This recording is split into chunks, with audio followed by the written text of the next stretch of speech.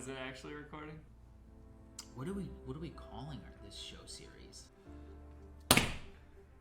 Pre-approval letters. Ooh, good. Gosh, that's exciting. This is the sexy stuff of real estate investment. Mm-hmm.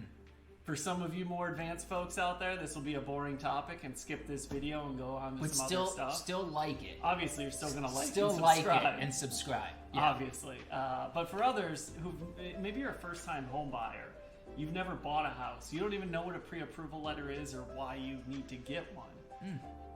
And so you're going to get this from your mortgage broker. If you don't have a mortgage broker, your real estate agent generally would.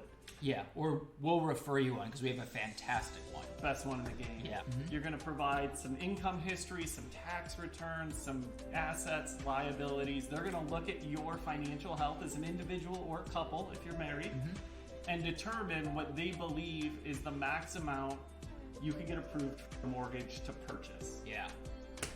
Boy, that is exciting. Like we said, this is just a barn burner of a topic today. Yeah. Why you need to get a pre-approval letter? Is it necessary? What's the benefit of it? So I'm going to speak from experience as a realtor here in Los Angeles. It's an absolute must all of the time. Yeah. I'm assuming wherever you live, it's probably also a must. Well, one, it lets you know how much you can spend. You'll give them all of your information. You want to make sure to be upfront so you can get the most realistic picture of what you can afford. And then when you are out looking at homes, it lets sellers know you're serious. So when you do present an offer, you're pre-approved. If you are getting that mortgage, they know, okay, this person's already talked to somebody. They've done their homework. They are a legitimate buyer for my property. Because what can happen in that process, if you don't have a pre-approval, you don't know what your kind of lending capabilities are. You could put in an offer. You probably have a bad real estate broker if they're letting you do this. Yeah. But you could put in an offer. Seller accepts it. You go through the whole process. There's a mortgage contingency that you have to get approved or the deal is broken up. Yeah. And you don't get approved. Yeah.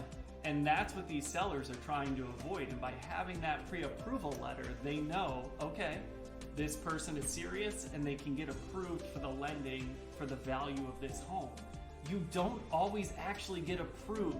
So once it gets to underwriting, that number may shift a little bit. Is the other reason not to go to the max. And we've seen this happen.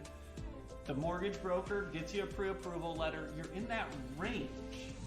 But when an underwriter who makes the final decision reviews your entire file, they may go, actually, it's not $500,000, it's $450,000 is the max we'll approve, and you could lose the property. Yeah.